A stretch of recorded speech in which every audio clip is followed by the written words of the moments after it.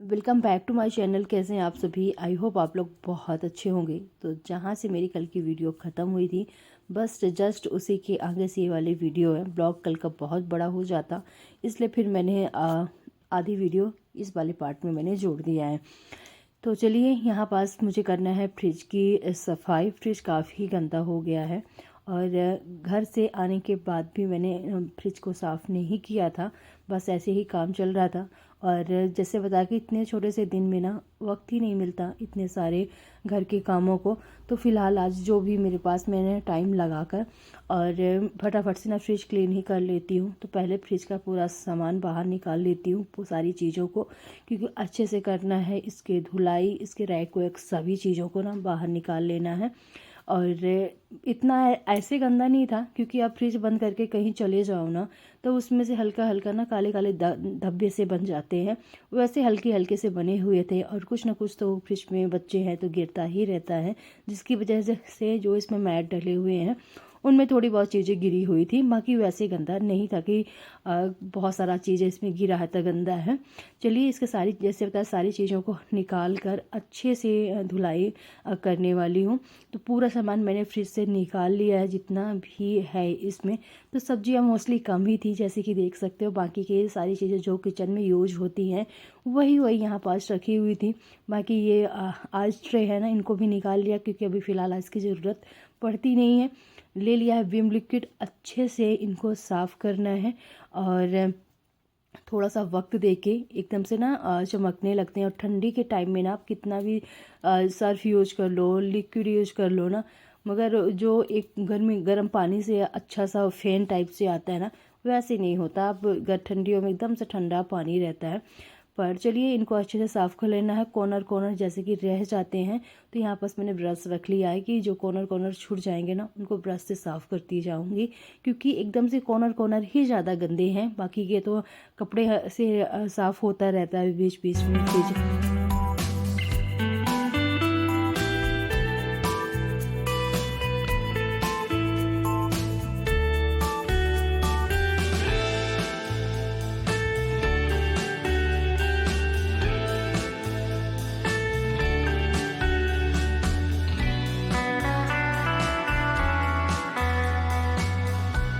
चलिए, एक एक करके ना सभी को अच्छे से मैं साफ़ कर लेती हूँ। थोड़ा सा टाइम लगने वाला है इस सब को साफ़ करने में।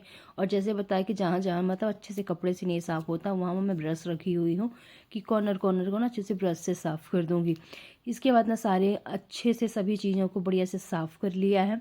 और अब कर देते हैं धुलाई। धुलाई करने के बाद ना इसको ढक मतलब उल्टा करके सभी को रख देंगे। जब तक अच्छे से नहीं सूख जाते हैं, जब तक मैं फ्रिज में इसको अरेंज नहीं करने वाली हूँ। जब सूख जाएंगे इसके बाद ही सभी चीज़ों को ना फ्रिज में मैं सेट करूँगी। इसके मैट भी अच्छे से मैंने क्लीन कर दिया है। और मैट आप डालो या ना डालो, मैट डालने का रीज़न ये होता है ना कि थोड़ा सा ना फ्रिज कम गंदा होता है। बीच बीच में आप मैट निकाल कर ना क्लीन करते रहो तो इतना ज़्यादा ना फ्रिज डीप क्लीनिंग की ज़रूरत नहीं पड़ती है। चलिए, सभी चीज़ों को यहाँ पास मैंने साफ़ कर कर रख दिया है। इसके बाद बारी आती है फ्रिज को साफ़ करने की। पहले तो एक गीला कपड़ा मैंने ले लिया है और अच्छे से जहाँ जहाँ दाग लगी हुई है उनको अच्छे से साफ़ कर देती हूँ और अच्छे से ना फूल भी जाएगा। तो जल्दी से मतलब साफ़ हो जाएगा। तो अभी मैंने फ़िलहाल खाली कपड़ा ही लेके रखा है। फिर हल्का सा ना लिक्विड, ज़्यादा नहीं, क्योंकि फिर वो उस पर महक रह जाती है ना फ्रिज में। तो हल्का सा ही लेके कि जो चिकनाहट होगी ना फ्रिज में वो हट जाए, तो इसलिए थोड़ा सा विम लिक्विड लेके अच्छे से साफ़ कर दूंगी।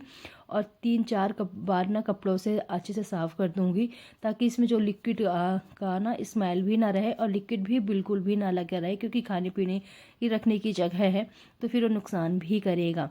तो चलिए, अच्छे से कर ही लेती हूँ। जब मैंने पूरी चीज़ों को हटा के ही किया है तो पूरा तरीके से अच्छे से क्लीन कर लेती हूँ। वीडियो में समझ में नहीं आता ना उतनी ज़्यादा गंदगी जितनी रियल में होती है, चाहे घर का हो चाहे किसी चीज़ आप साफ़ कर रहे हो। तो चलिए, अब मैंने साफ़ कपड़ा ले लिया है।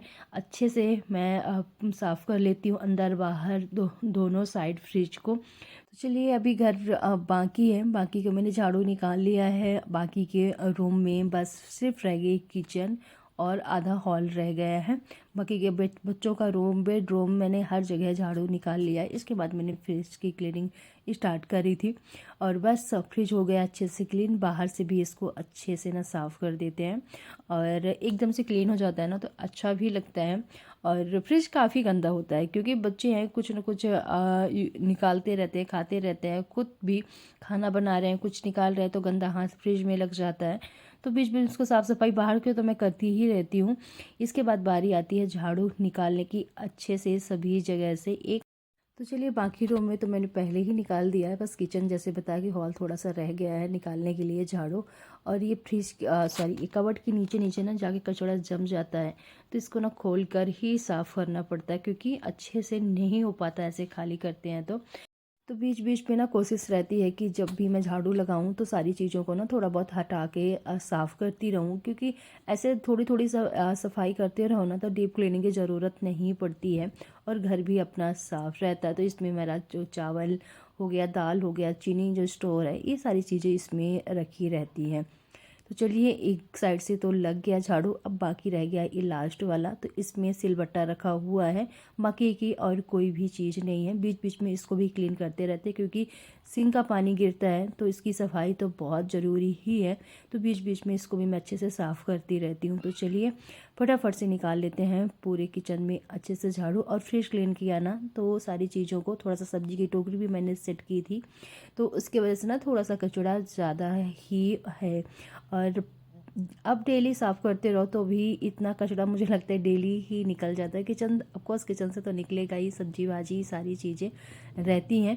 चलिए फटाफट से निकालते हैं झाड़ू। अभी रह गया है बाहर का एरिया, तो यहाँ से सीधे बाहर का एरिया झाड़ू लगाऊंगी, फिर रह जाएगा पूरे घर में पोछा लगाना, डस्टिंग करना, बहुत सारा काम हो जाता है ठंडी में।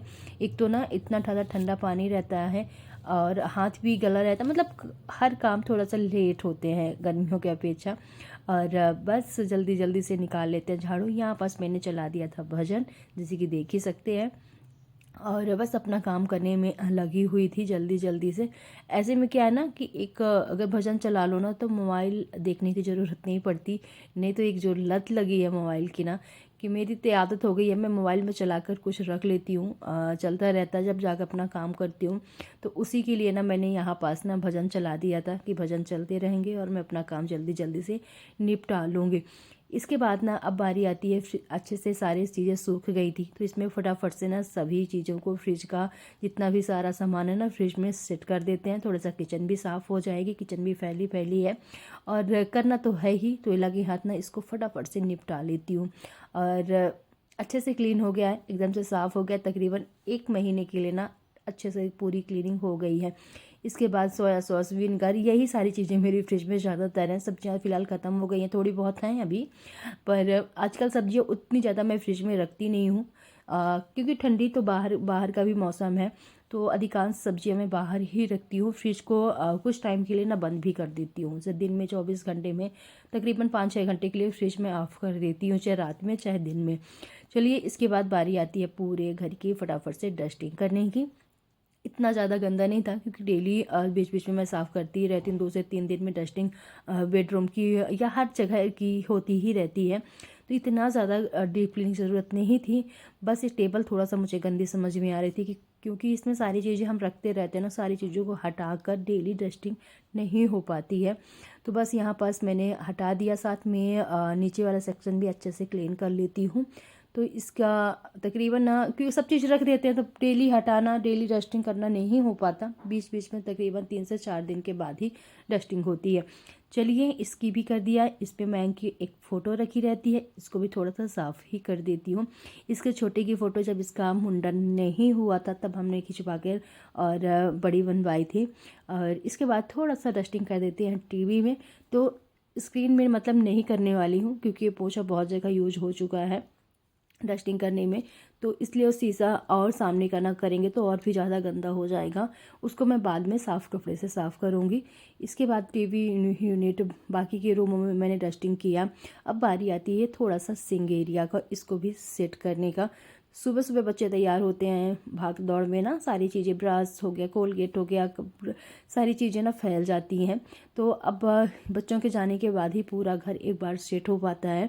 तो एक बार सेट हो जाता है ना तो दिन भर के लिए ना मैं फुर्सत रहती हूँ। फिर कल सुबह ही सारी चीज़ों को, वैसे ऐसा नहीं है कि फुर्सत हो गई, कुछ नहीं, बीच बीच में ना उठा के चीज़ें मैं रखती रहती हूँ। जो सामने चीज़ें दिख जाती हैं कि ये यहाँ फैली हुई है ना, तो मैं करती रहती हूँ। हर चीज़ों को कैमरे में मतलब दिखाने की ज़रूरत नहीं पड़ती है, सबको पता है कि अपना घर है तो सबको सेट करना ही पड़ता है। तो चलिए, दोपहर का वक्त हो चुका है, तकरीबन 2 बजने वाले हैं और अभी मैं बनाने लगी हूँ यहाँ पास राजमा और चावल।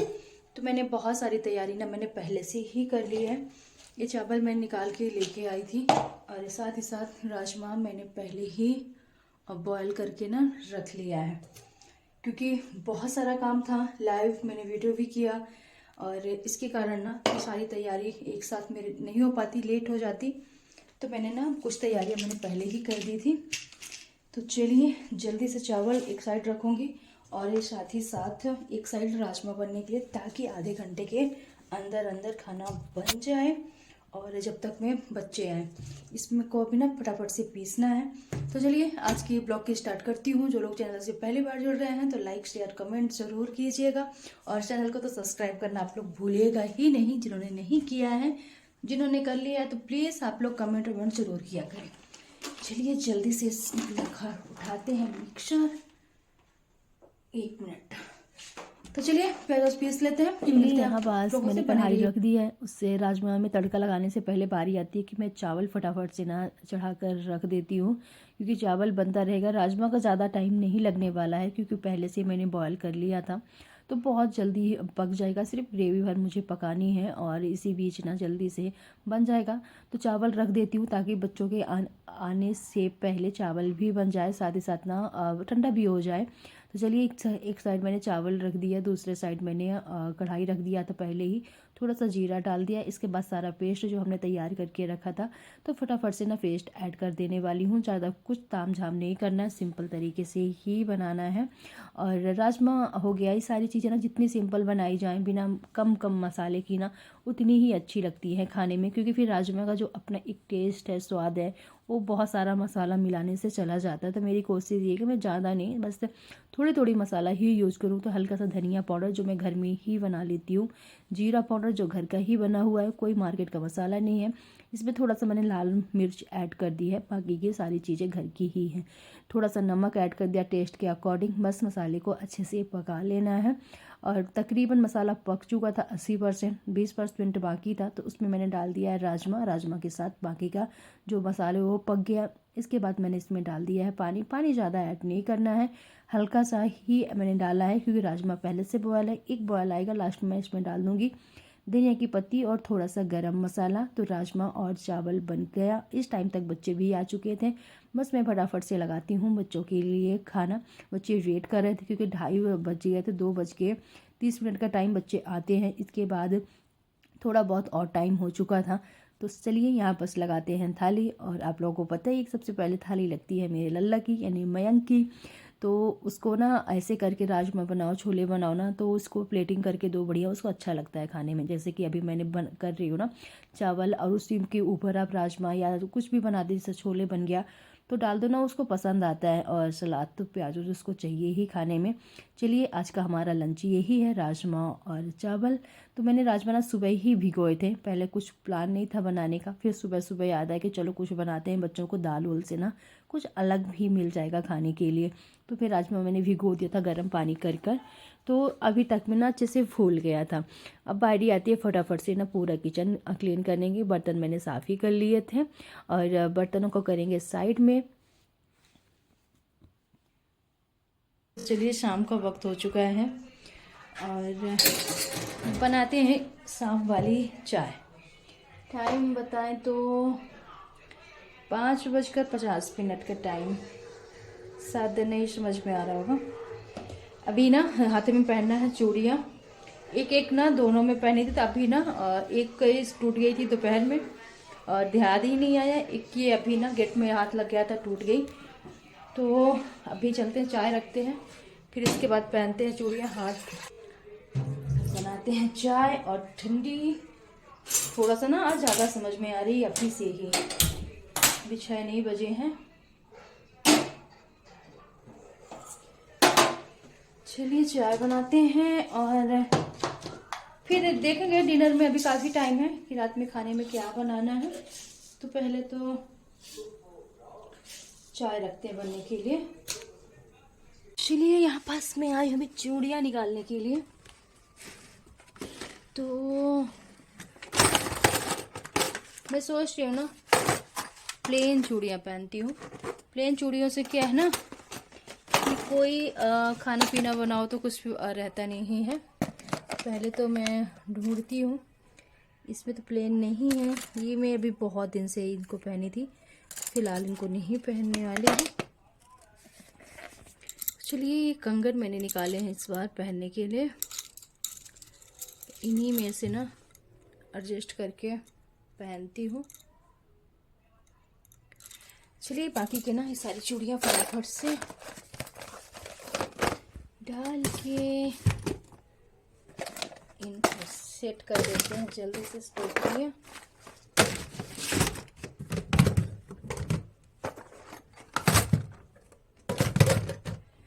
चलिए निकाल लिए हैं चूड़ियाँ, अलमारी करते हैं बंद। चलते हैं इनको पहन लेती हूँ सिंपल से। प्लेन नहीं है, नंग है, पर मेरे पास ना प्लेन चूड़ियाँ ही नहीं है, सारी हैं तो वेलवेट की हैं। वेलवेट की चूड़ियाँ ना फूल जाती है तो सूखने में भी टाइम लगता है। चलिए बनी रहिए ब्लॉग में आप।